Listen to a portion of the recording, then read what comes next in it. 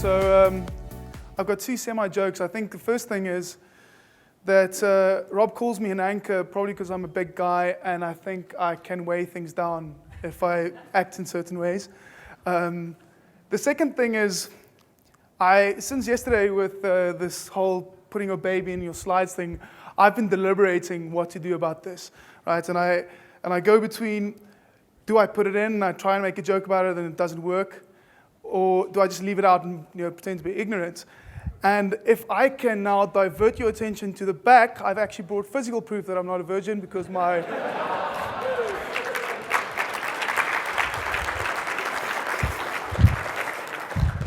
So that just kind of happened. There was an organic kind of thing that popped into my head a half an hour ago, and my wife actually said. So yeah, so as Rob mentioned, I'm here from South Africa. My wife and I spent 31 hours in transit flying from Cape Town with a 5-month-old baby. It is absolutely fucking petrifying. Never do it in your life. If you can avoid that, try and do that. So onto the talk. I can tell you this about myself. I'm always in awe when I speak to people of the caliber like my co-speakers, and I listen to them just dissecting a very specific skill. And I find myself like feeling overwhelmed because I've never been that guy. I can't pinpoint one skill that I've applied in my kind of whole startup journey that I would feel that I'm the expert on, that I feel that I'd be able to write a book on. But what I'm really good at is I'm good at telling a story. And I know this is kind of the second day, and I know my head is spinning in so many different directions due to all the valuable stuff that's been said. So what I'm going to try and do is I'm going to try and tell you a story about a startup from South Africa and just how we did things differently. And hopefully you will kind of find some inspiration in that. So when I agreed to speak here, Rob suggested that I title the talk as being from 0 to 7 figures in 2 years. And then I was very blessed and privileged to actually, when I did the math yesterday to do the title slide, I found out that was 13 months. So, and I can tell you I've never been the kind of guy to use revenues as a way to prove significance, but I guess that, it underlines partly what we've done. Just to give you an idea where we are now, we're approximately four years old now. We've got a team of 22. And we have exceeded 200,000 users. And that's actually an old slide since I've already mentioned revenue. But we're still growing. And that's the important thing, I think, for us, is that we are 100% bootstrapped and we've never taken any funding, which has worked out really well for us in a couple of ways. That is the 13 months that I just mentioned. I won't go into that too much just yet. Just wanted to show that as well. And before I go into all of that, I want to tell you a little story of a hack. So when I initially planned this talk, I normally planned it out as kind of, this is the significance. We did X amount of revenue in 13 months, whatever. And this is what we learned from that. And then I hope that you kind of feel that my lessons would help you do the same kind of thing, right? And then, as I was doing my slides yesterday, I realized that we recently experienced something that almost underlined anything and everything that I wanted to tell you guys today. So I want to tell you the story. Last Tuesday evening, so that's GMT +2, about 10 to 11, we were hacked. And I was blissfully unaware of this. I was planning to fly out to the States the next day. So my wife and I were probably having a glass of red wine, and we were in bed relatively early. And I wake up to this shitstorm in the morning, which basically goes something like this. I see the site's been down for about 8 hours. I see that one of our junior support guys actually did log a ticket with our hosting provider. They didn't resolve the query in 8 hours. So I wake up, I'm really frustrated. I escalated to our contacts at the hosting company. Within about half an hour, things turn from, well, you guys aren't down to aren't just down to, guys, there's nothing on the server.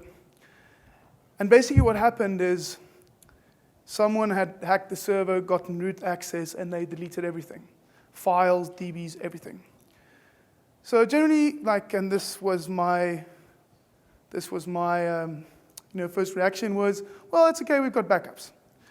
So then the hosting guys tell me, no, you guys had rsync backups, but they were using push technology, so the server credentials were on the VPS that you were hosted on. So the guys were very malicious and diligent. They found that those credentials first, so they deleted your backups as well.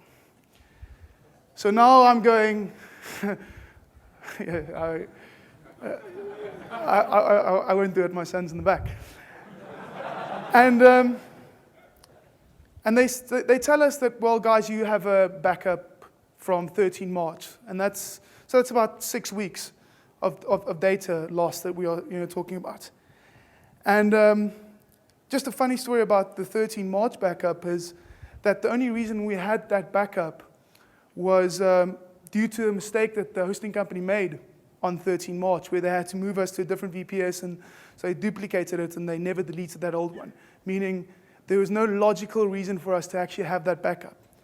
But what this did is it underlined how fragile our business really was, that I can, in terms of my personal finances, I can do planning, and I can say, well, if my company kind of reaches the end of its lifespan, I will likely see it coming, like say 6 to 12 months. In that moment, and this is what I've realized since, we almost lost everything. We're talking about 4 years, 200,000+ users, no way of recovering that. So that's the context, that's the severity, the significance of this hack. And then to link this to the kind of lessons that I want to share is what I've seen since in the week, meaning I had to get on a plane and be out of touch with my company for about 30 hours. At the same time, one of my co-founders was already on holiday in Portugal. And our third co-founder just had a baby, and the baby's 3 weeks old. So timing was really shit, right? But what we've seen was that we will come out stronger and better than we were before due to a few things. And those are the things that I want to share with you. Those are the things prior to me realizing this that I thought, well, those things led to us being really profitable. But see this as a kind of worst case scenario. Those are the things that are keeping us alive now. And that's what I want to share to you, with you today. So I think that is one of the things that has helped us most, right? So if you have ever been in Africa, you will realize that everything new reaches us like 12 months later. So this is best evidence. If I want the new iPhone, I either need to fly somewhere else in the world or I need to wait 6 months. So with, no, there's no tech bubbles in Africa, for example, due to all of this. We don't yet understand these things. But what happened is when I started the company, well, I did the first product that led into me meeting my co-founders, and we started to come together.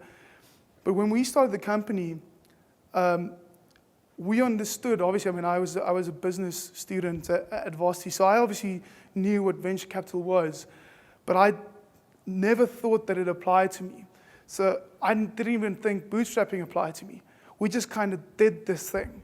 And I think what has been great with that kind of ignorance is bliss statement is we managed to just do something without necessarily having to follow trends. I think, for example, there's a big focus these days, or I think it's trendy to raise funding.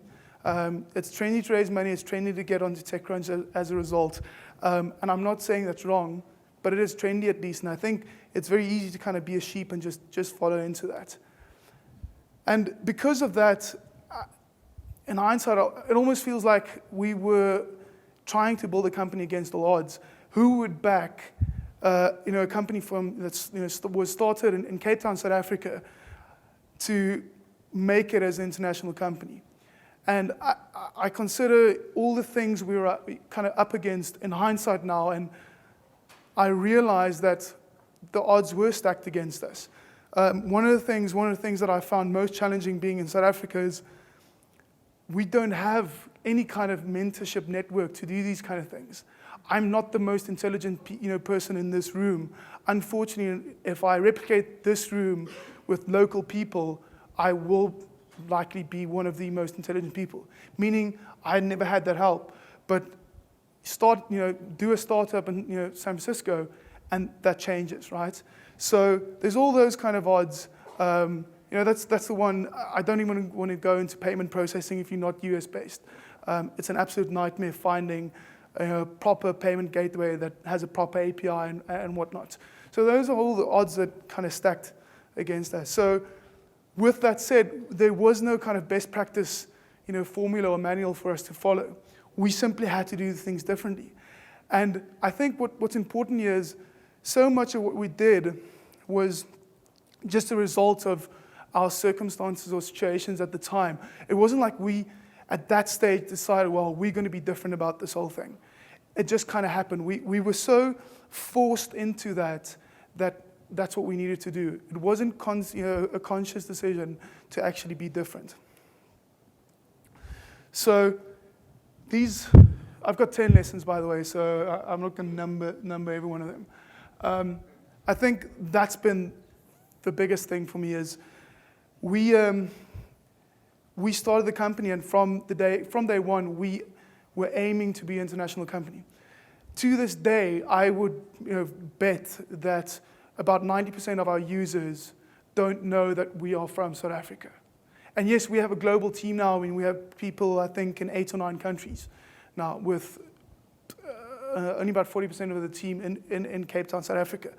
But the core of it is in Cape Town. And I think what's important there is it doesn't matter where you are from. We have all these examples of great companies online.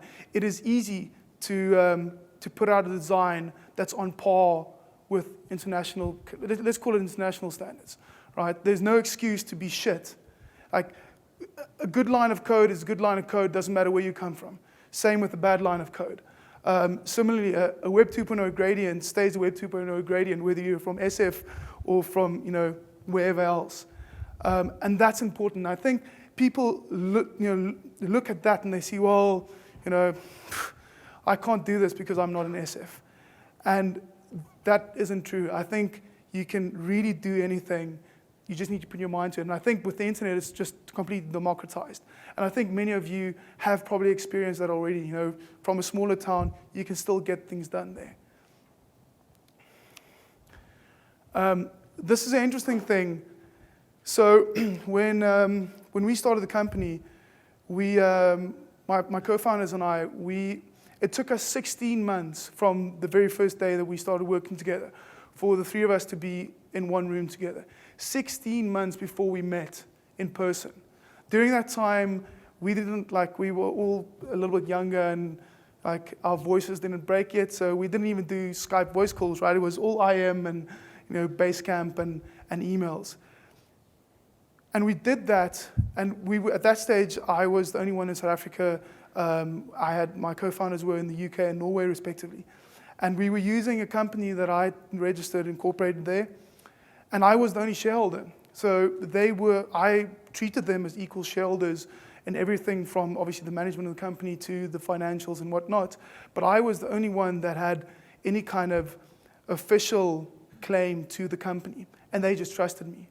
And we built this company, on this trust.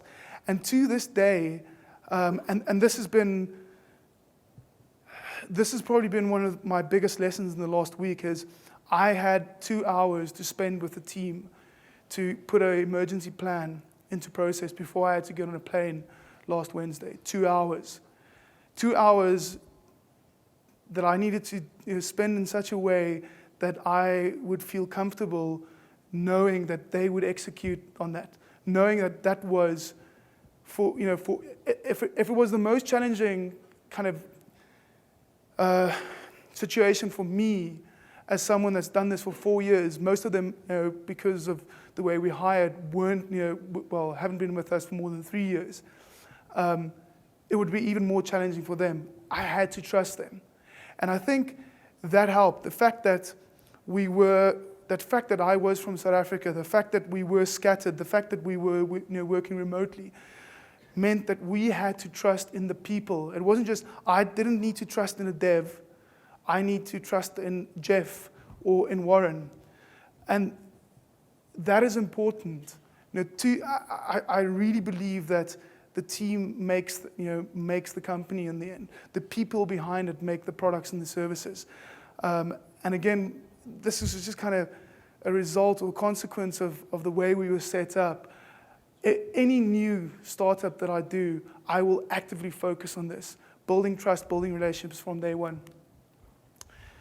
So I mentioned it a little earlier. Our very first product is, I did the very first product myself, which basically meant, and for the more technically minded amongst you, you will laugh at this. So what I did back then, I'm very much a hacker in terms of my programming skills, meaning I kind of get the logic behind programming, but I'm lazy, meaning what I tried to do at that stage was I tried to take as many scripts as possible and put it into one WordPress theme because nobody else was doing that. I realized while I was doing that, why no one else was doing it. So I remember it was a period of about 3 days that I'd just come across jQuery and I'd just come across MooTools, and they were doing all these flashy stuff in terms of effects, and oh wow, this is going to be amazing. So what I do is I integrate the jQuery script, and I see, okay, it's working. It's fantastic. People are going to love this. And then I go and I integrate the MooTools script, and I see, well, something has broken the site now. So I take MooTools out, and I see, okay, it's working again. So I kind of realize that the problem is MooTools. So I take out the jQuery, and I put the MooTools in, and it works. I'm like, okay, this is weird. And I put the jQuery back in, and then the whole site breaks again. And it took me 3 days to realize that these two would just conflict and would just never work unless I kind of wrote a elaborate workaround. So that is the kind of skills that I have in terms of design and dev. But what I mean when I say DIY everything is those early days. I think it was about 8 or 9 months since when we started the company to our first hire. So those first few months, the company was a culmination of the skills of the 3 co-founders. We did everything ourselves. If we didn't know how to do it, we either had to kind of outsource it, which has its own challenges, or we just didn't do it, which is what happened in most cases because we were stingy as hell back then. We weren't going to pay anyone else money. And that kind of meant that to this day, I probably understand the challenges of the team, individuals on the team, in a very different way than I would have if we didn't do that. And when I started thinking about this in terms of, so when I speak purely about bootstrapping, this is kind of one of the things that stands out for me, is we managed to save money because we literally did everything ourselves.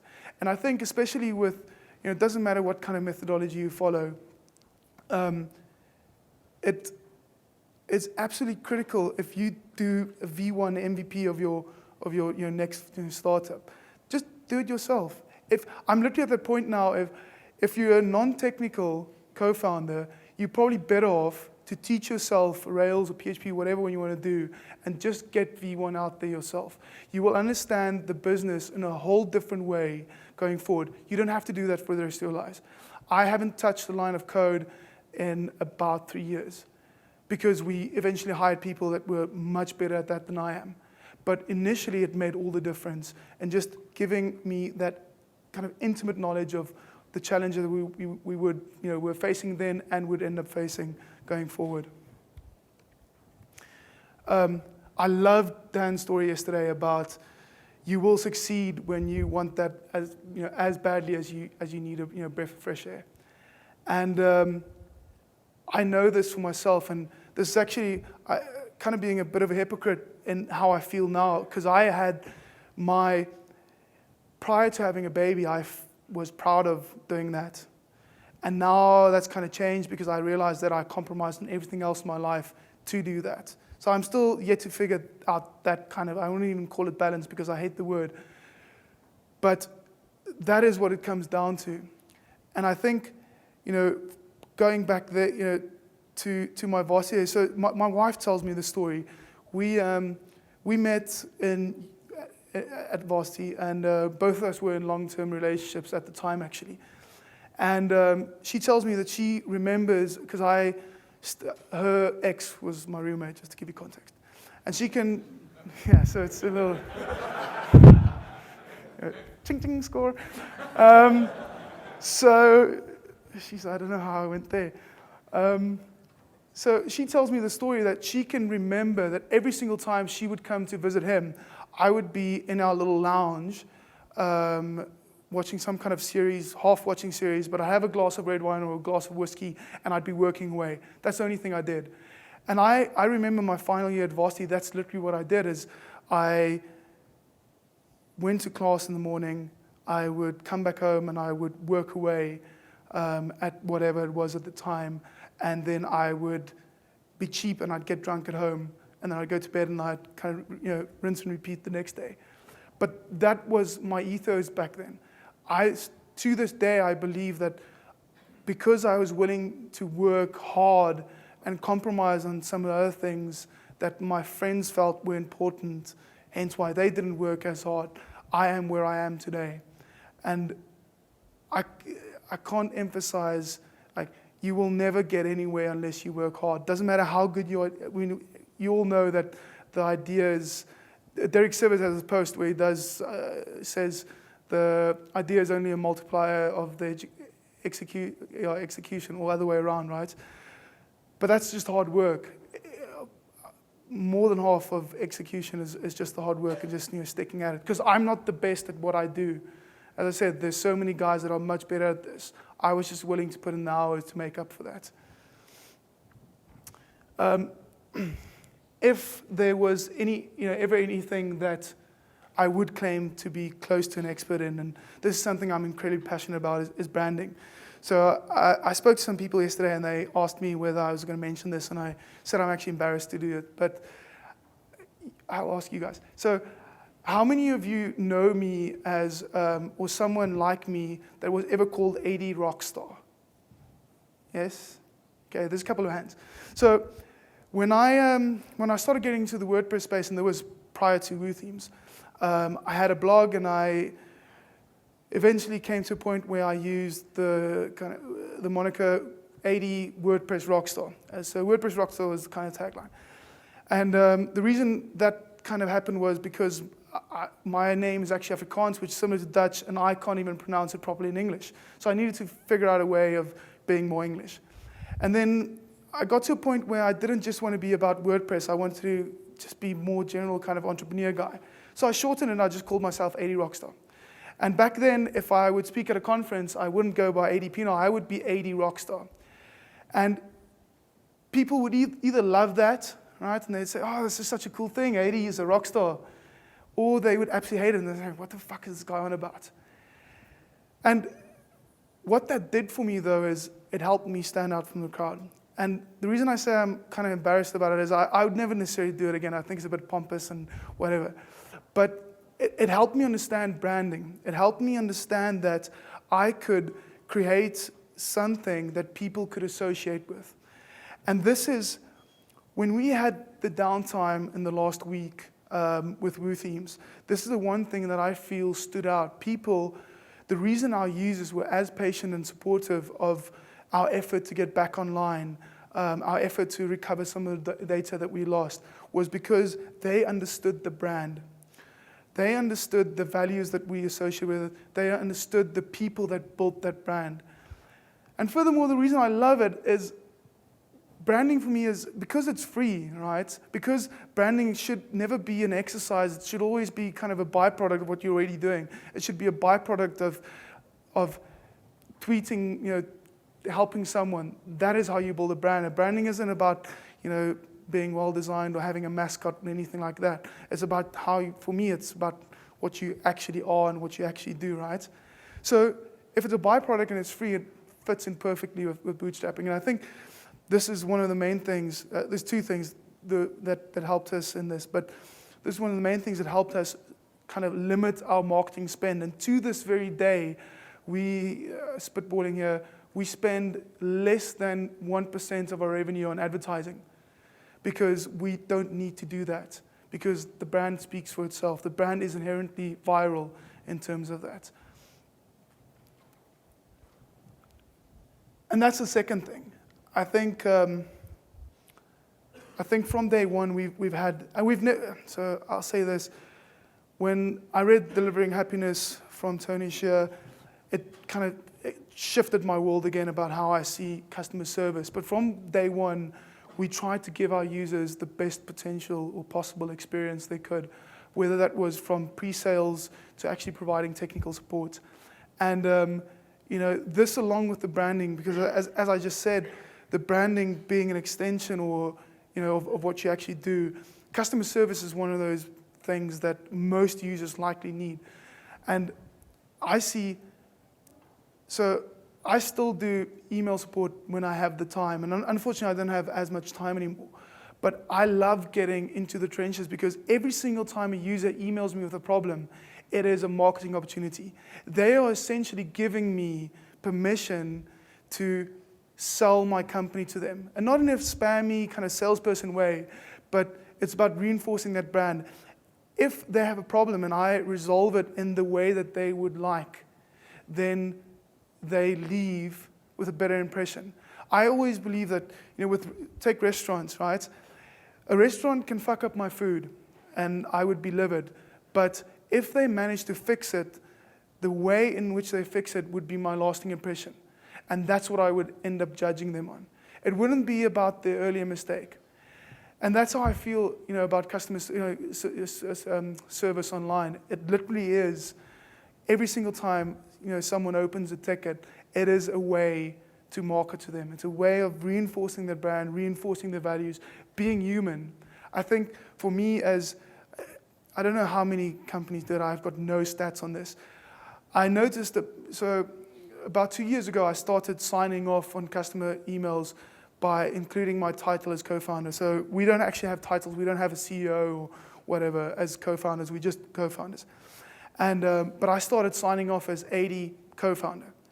And the reaction I had to that was immense. I'd get so many emails back from people saying, Adii, this is fantastic that you as co-founder of this company are actually still responding to my email. And I think the users felt special. And yes, that is probably more significant because I was co-founder, but for me that just underlined that kind of value that you can get if you do that right, if you use that interaction and you optimize on that, you can really reinforce the brand and sell the company.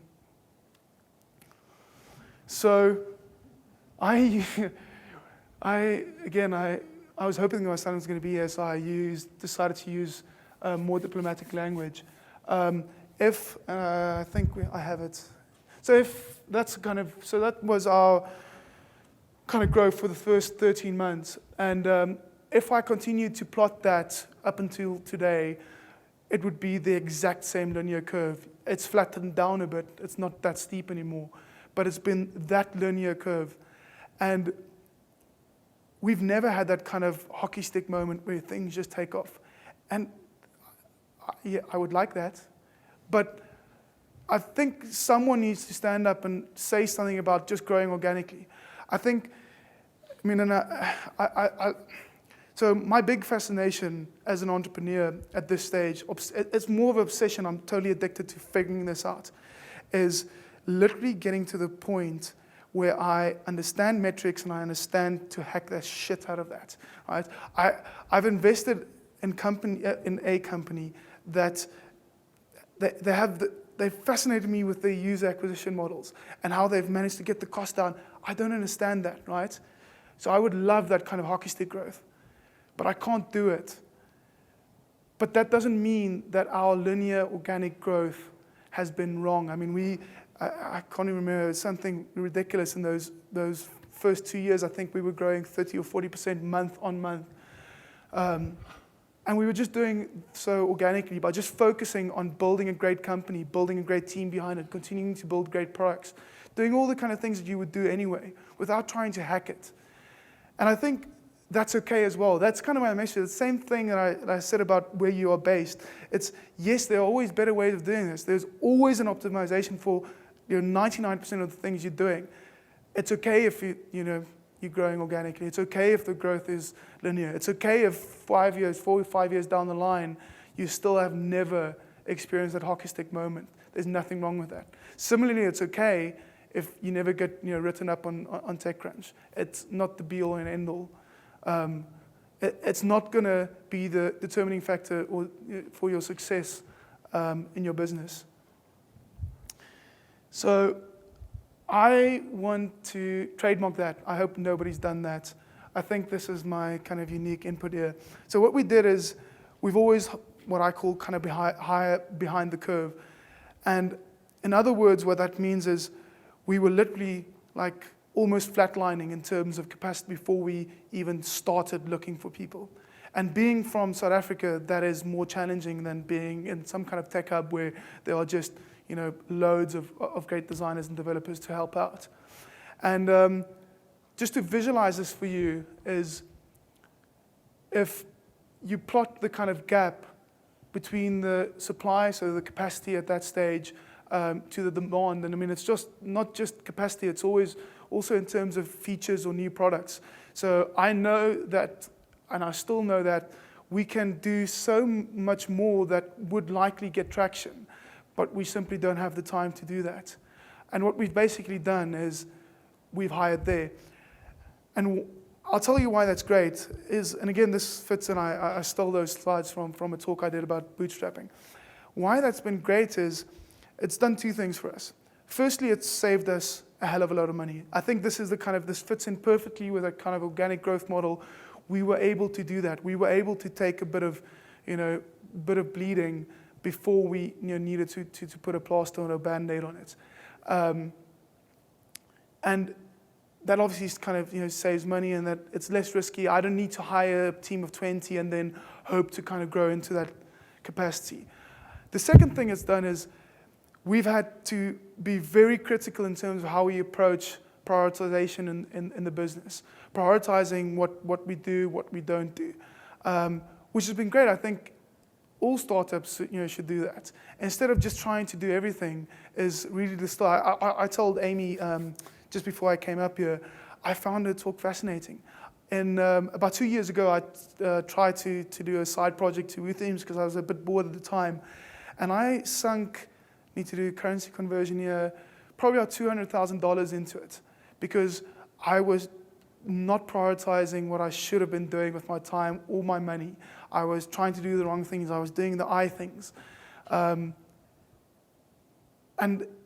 that is, as I said, that's not sticking to priorities at all. That's not focusing. And hiring behind that curve has helped us to just kind of, if we've been able to just kind of plot out the next 2 or 3 months, that's the point where we hired. Like if we know we can hire a dev right now and it's going to take him 2 or 3 months to knock off this 10 things and that should influence revenue in this way, then we've hired. That's perfect for bootstrapping a business. I'm totally anal about efficiency. I'm so anal that I regularly piss off my wife because I would discard an idea even before it happens because I think it's going to be inefficient. But the great thing about efficiency and kind of improving efficiency is that it doesn't increase overheads. And I think for us, and it's related to the previous point of hiring behind that curve, is there's always that the question of, so we've got X amount of problems, why don't we just throw more devs at the problem? But if you're throwing more devs at the problem and your current devs are only working at 10% efficiency, it's likely that the new guys are only going to work at 10% efficiency as well. And that's just literally throwing money at the problem, which is generally a bad solution for everything.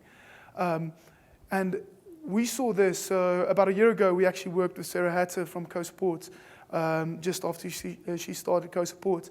And support has been the one area of the business where we've constantly struggled to scale. As we've kind of grown, we've constantly struggled in terms of pulling the trigger and hiring more people, because support, unfortunately, is one of those things that generally scales better with capacity instead of efficiency. But Sarah, for example, helped us to understand that we could be doing so much more to improve our efficiency. And what we tried to do on that is what I call passive support resources. So it's resources we have that could solve a problem without people having to email us. So FAQ is perfect example of that, knowledge base, whatever.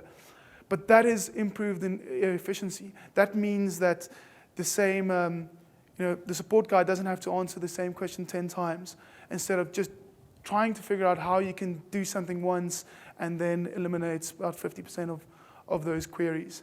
And again, this is difficult when you don't have development capacity, which we were struggling with as well. So for about 2 years, we had an issue with, it feels like I'm punting people that are here, but so for two years we had this issue where user would sign up, we would send them the login details, and then they would email us and say, so I purchased your product, are you stealing my money because I haven't received the details to actually log in and download this? And then about a year ago, we switched to using Postmark for all our transactional emails, and that just solved the issue. And Postmark is great, by the way, and that's my punt.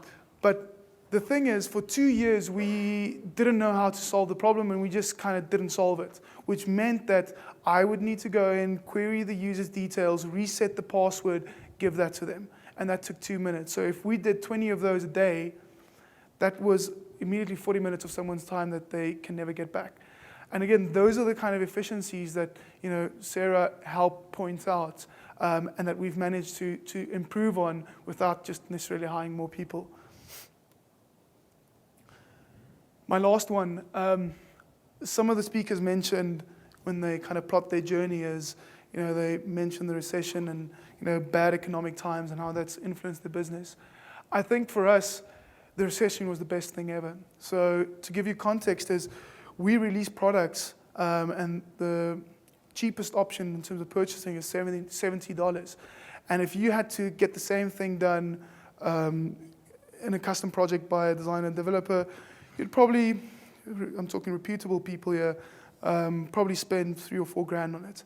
So the recession was great for us because the value proposition was great in terms of the pure financial kind of considerations made sense. But it wasn't just about that, though. We were, at that price point, we were allowing other people to make money. I know for a fact that people have bought our products for $70. They end up spending 10 hours customizing it, and then they charge 20, 30x to clients. And that's been great. That is a recession-proof business. I hesitate about whether I would ever get into kind of a consumer business. I love the fact that we are kind of semi B2B. I mean, we have end users as well, but a big chunk of our users are business people. And if you allow them to make money, you become an integral part of their kind of business model, right? Which means that they will pay for you. Even if money's tight, they will figure out a way to pay for you, for your service, for your products, because they need that to make money of their own. And we've seen this over and over again. I think, again, with the hack that we've had, downtime we've had in the past week, this is why users stick to us. We have become an integral part in their businesses. We are one of the kind of cornerstones of their foundation. They need to stand on us. They need us to be online for them to build their businesses. And I think that is it. So for me, thanks for having me. It's obviously always a pleasure to come out to the States. Thanks so much. I think there's questions.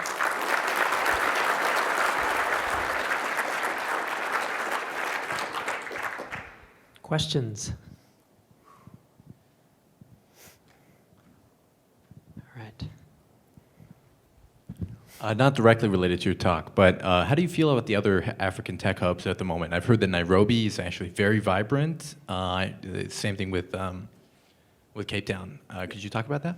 So I think if we classify Africa as kind of, it's developing, continent, developing countries, I think it's very interesting. There's great opportunity for anyone that wants to get into those space, there's obviously great opportunities. The biggest being mobile, something that I'm not interested in at all. And then it's not even mobile like iOS apps, right? It's literally old USSD type technologies, and that's great. And I think my opinion on that is Africa's biggest challenge, and I think all the, let's call it non-mainstream countries in terms of tech, is it's not about trying to build a Facebook for Africa, right? Because African people are already using Facebook. It is trying to figure out, again, trying to solve a problem, because the people are inherently different. They have different problems that you need to solve.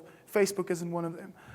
Unfortunately, people still try and do that. There's a lot of people that's sinking a lot of money into trying to do exactly that. But there are, as I said, there are definitely excited. There are people doing great stuff in Africa.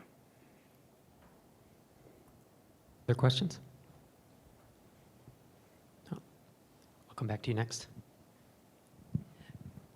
Looking at that slide you had that was a very linear progression, the beginning of that was when you were talking about you didn't know how to program, or was this a previous business before?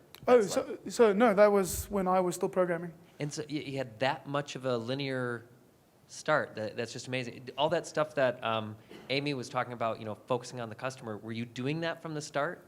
I only found out what customer development is about a year ago. So no. Not even coincidentally? I'm not even ashamed to say that. So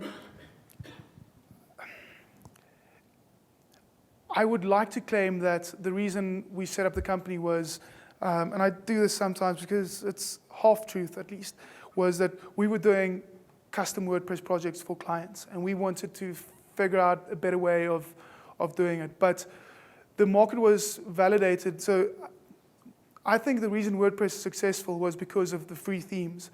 You could download WordPress and you can download a hell of a lot of free themes. So we knew that people wanted to kind of skin their WordPress installation. And that stage was just blogs. So it was a validated market, and we kind of linked that with the fact that we knew people were paying a lot of money for custom work.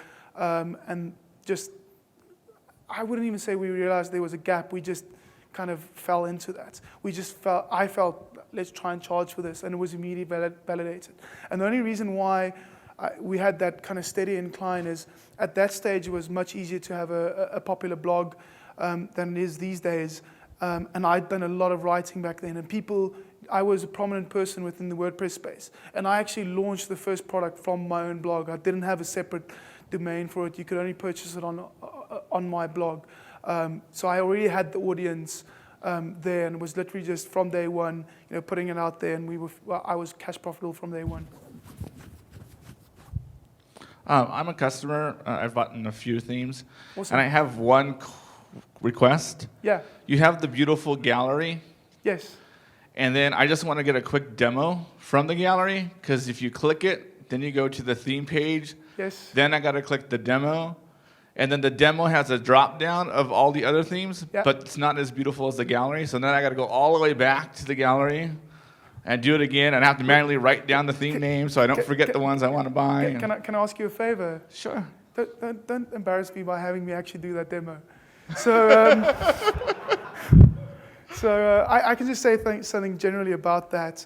And again, this is something I know I should be fixing. As an example, as an extension of what you mentioned, I know that once people reach our checkout page and they literally just have to fill in credit card details and they need to sign out, we only have, I think, latest stats about 22% of people actually completing that. And the reason I say that is I know that there are a lot of things messed up. We should be doing much better in terms of facilitating that process from, kind of reaching the site to making a complete purchase. Those are just kind of things we've never had the skills or the time to do, and the business is still growing. And I'm not saying don't focus energy on it. That's what we're doing right now. But it's difficult prioritizing those things. And again, it's not necessarily be all and end all if you don't do it. If that makes sense. Any more questions? Are you going to run, Rob? Go ahead and call it out. Yeah, we have time for one more. Cool. So, how did you supplement your income as you were sort of developing and bootstrapping your firm? Was it just all in and waiting for money to come back, or you had that something else? So brief story. So I launched the first product in November 2007, and at that stage I was my final year at varsity, and I really taken a corporate job, which I started in Jan of the following year, and by February I was earning the same from the couple of products I had available at that time that I was working on the side, that my corporate job. So because we were cash profitable from day one, I didn't need to supplement that, even though I still did consulting work for almost a year thereafter. Because at that stage, I didn't know whether the product or the consulting business was going to be bigger. But we were profitable from day one. Thank you very much, Adii. Thanks, Aaron.